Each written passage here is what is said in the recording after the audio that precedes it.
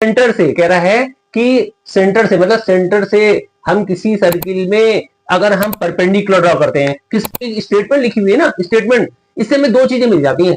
क्या क्या मिलता है हमको? गिवन मिल जाता है, टू प्रूव मिलता है। ये दो चीजें तो हमें किससे मिल जाती हैं? स्टेटमेंट से मिल जाती है। से ए को मिलाया मतलब हमने ओ से ए को ज्वाइन करा दिया, और क्या करा हमने? ओ से बी को भी ज्वाइन करा दिया। ये साइड दोनों में कॉमन थी इसलिए बराबर हो गई। जैसे ही तीन चीजें बराबर हुई तो हमने बोल दिया कि triangle O A M congruent हो गया। प्यारे बच्चों, आज हम सर्किल की पहली थ्योरम, जो कि बहुत इंपॉर्टेंट भी है, बहुत इजी भी है, उसको समझाने जा रहे हैं। हमने एक सर्किल बनाया और हमने उसमें दिखा दिया कि ये ओ एक सेंटर, और जो हम ये थ्योरम पढ़ रहे हैं ना, लिखा है the perpendicular from the centre of a circle to a chord bisect the chord. इसका मतलब क्या होता है? वो ये कह रहा है कि हम किसी सर्किल में, क्या कह रहा है? पर किसी सर्किल में सेंटर से, कह रहा है कि सेंटर से मतलब सेंटर से हम किसी सर्किल में अगर हम परपेंडिकुलर ड्रॉ करते हैं, किस पर? कॉर्ड पर।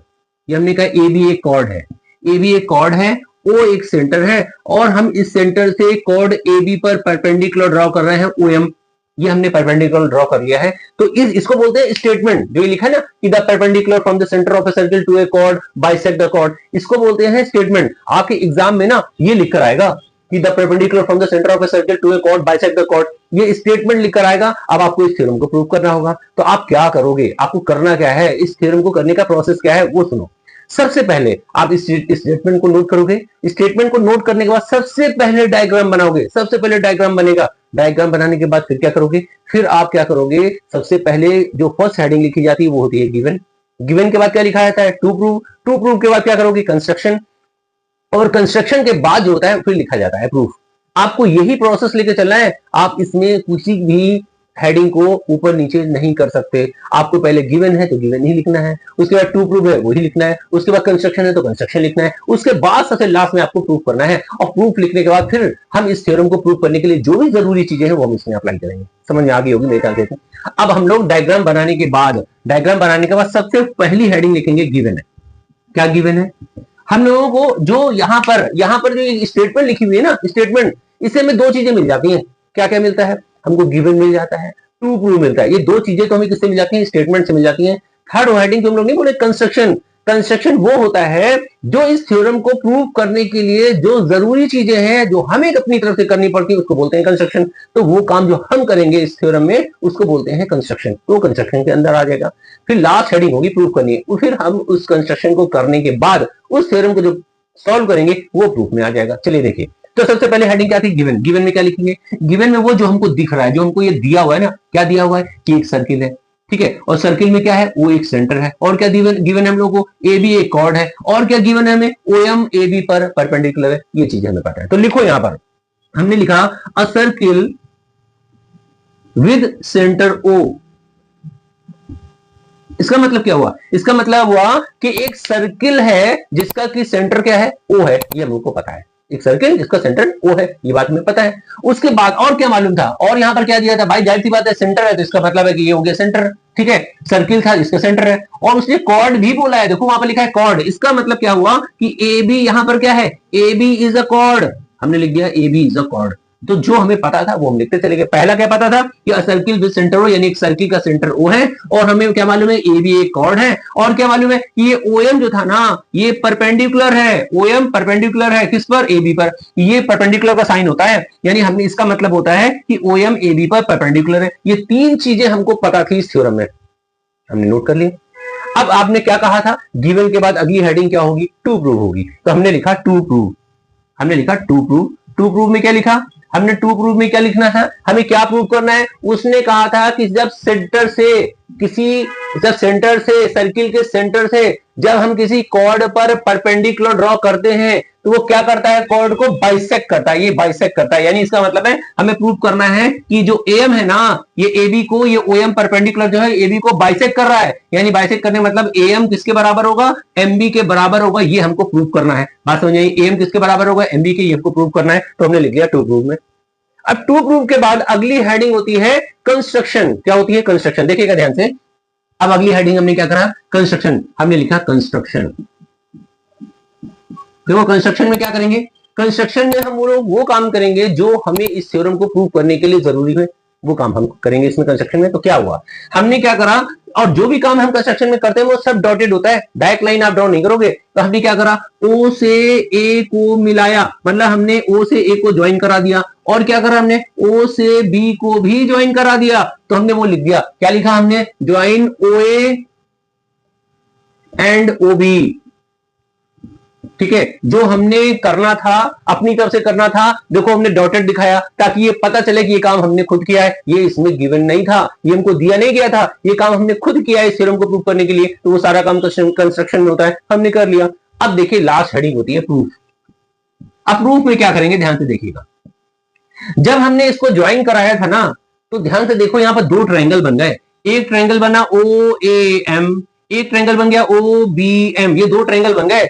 अब हम किसी तरीके से ये चाहते हैं कि इन दोनों ट्रायंगल को कॉन्ग्रुएंट प्रूफ कर दिया जाए। हम चाहते हैं दोनों ट्रायंगल हम किसी भी तरीके से कॉन्ग्रुएंट प्रूफ करें। तो हमने क्या लिखा, लिखा यहां पर इन ट्रायंगल ओ ए एम। जिस तरीके से हम इसको पढ़ रहे हैं ऐसे हमें इसे भी पढ़ना होगा। हमने अगर ये वाले ट्रायंगल को पढ़ रहे हैं ओ ए एम, तो हमने कहा in triangle O A M and triangle कौन सा, ओ बी एम, हमने लिख दिया ओ बी एम। अब इन दोनों ट्रायंगल में हम क्या प्रूव करने जा रहे हैं, इन दोनों ट्रायंगल में हम प्रूव करने, इनको कॉन्ग्रुएंट प्रूव करने जा रहे हैं। तो सबको पता है कि जब दो ट्रायंगल को कॉन्ग्रुएंट प्रूव किया जाता है तो एक ट्रायंगल की किन्हीं भी तीन चीजों को हमें दूसरे वाले ट्रायंगल से क्या दिखाना पड़ता है, इक्वल दिखाना पड़ता है। ठीक है, देखना ध्यान से। हमने कहा इस वाले ट्रायंगल, ये जो ट्रायंगल ओएम है ना, इस ट्रायंगल की देखो ध्यान से देखो, ये ओए साइड इस वाले ट्रायंगल ओबीएम की ओबी साइड के बराबर है।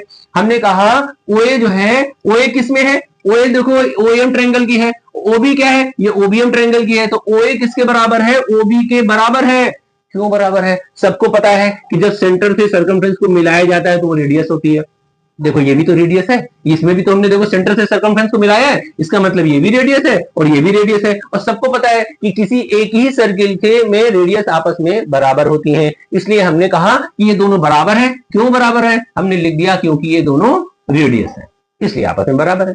सेकंड देखो ध्यान से, हमने कहा कि ये हमें पहले से ही मालूम था कि OM जो है वो AB पर परपेंडिकुलर है। जब OM AB पर परपेंडिकुलर होगा तो ये 90 डिग्री का एंगल बनाएगा, और जब ये 90 डिग्री का एंगल इधर है तो 90 डिग्री का एंगल इधर भी तो होगा। इसका मतलब OAM में इस वाले ट्रायंगल में जो ये एंगल है और OBM ट्रायंगल में जो ये एंगल है, ये दोनों आपस में बराबर हो जाएंगे। क्यों बराबर हो जाएंगे, 90 डिग्री है, क्योंकि जब ये परपेंडिकुलर है तो ये भी 90 हुआ और ये भी 90 हुआ। इसका मतलब इस ट्रायंगल का ये एंगल इस वाले ट्रायंगल के इस एंगल के बराबर हो गया। तो हमने लिख दिया एंगल OMA इक्वल हो गया किसके, एंगल OMB के। हमने लिखा एंगल OMB के। अब रीजन दो क्यों बराबर हुआ, यहां रीजन दो 90 डिग्री, हमने लिख दिया 90 डिग्री, इसलिए दोनों बराबर हो गए। देखिए हमने धीरे धीरे करके इन दोनों ट्रायंगल में दो चीजों को इक्वल दिखा दिया, या ये साइड जो है इसके बराबर हो गई, ये एंगल इसके बराबर हो गया, इस एंगल मतलब दो चीजें हमने दिखा दी। अब हमें एक और किसी तरीके से बराबर दिखा दे तो ये दोनों ट्रायंगल कॉन्ग्रुएंट हो जाएंगे। अब ध्यान से देखना, हम देखें ध्यान से, तो ये देखो OM है ना, OM देखो वो इस ट्रायंगल में भी है और ये OM ट्रायंगल, ये OM साइड इस वाले ट्रायंगल में भी है, यानी ये OM साइड जो है ये दोनों के लिए कॉमन है। ठीक है ना, ये OM इसके लिए भी है, OM उस वाले ट्रायंगल के लिए भी है, तो इसको हम कहेंगे कि ये साइड क्या है, दोनों के लिए कॉमन है। तो हमने लिख दिया इस वाले ट्रायंगल की OM इस वाले ट्रायंगल की OM साइड इस वाले ट्रायंगल की OM साइड के बराबर हो गई। क्यों, क्योंकि ये कॉमन है, ये दोनों में है, इसलिए आपस में बराबर हो गई।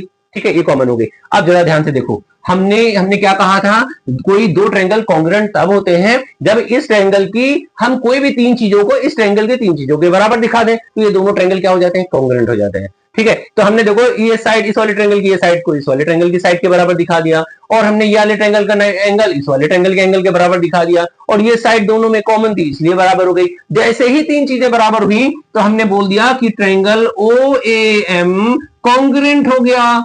कॉन्ग्रुएंट का साइन देखो क्या होता है, तीन सीधी सीधी लाइन ड्रॉ कर लो, कॉन्ग्रुएंट हो गया। ट्रायंगल OBM के कॉन्ग्रुएंट हो गया।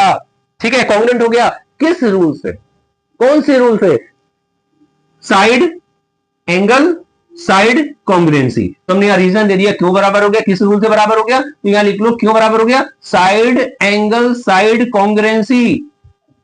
ठीक है, मतलब इसलिए ये दोनों ट्रायंगल कॉन्ग्रुएंट हो गए। अरे भाई जब दोनों ट्रायंगल कॉन्ग्रुएंट हो गए तो अब सब बराबर हो गया। सब बराबर होने का मतलब ये वाला एंगल इसके बराबर हो गया, ये साइड तो पहले से बराबर थी, ये तो दोनों में पहले से कॉमन था, ये वाला एंगल इसके बराबर हो गया, ये वाला एंगल इसके बराबर हो गया, और ये साइड इस साइड के बराबर हो गई। यही तो प्रूफ करना था भाई, ये साइड एम एम बी के बराबर हो, भाई सब चीज बराबर हो गई, इसका मतलब एम एम बी के बराबर हो गया। और ध्यान से देखो, यही हमें प्रूफ करना था कि एम एम बी आपस में बराबर होंगे। तो यहां हमने लिख दिया therefore AM is equal to M B, यानी ये दोनों आपस में बराबर हो गए। और ये यहां पर आगे बराबर होने के बाद क्या लिख देंगे हम लोग, हेंस प्रूव, मतलब यही हमें प्रूव करना था। समझ में आ गई होगी मेरे ख्याल से, ठीक है। ये थ्योरम जो है सबसे इजी थ्योरम थी, ठीक है। अब इसके बाद नेक्स्ट थ्योरम जो है हम नेक्स्ट वीडियो में आपको समझा देंगे।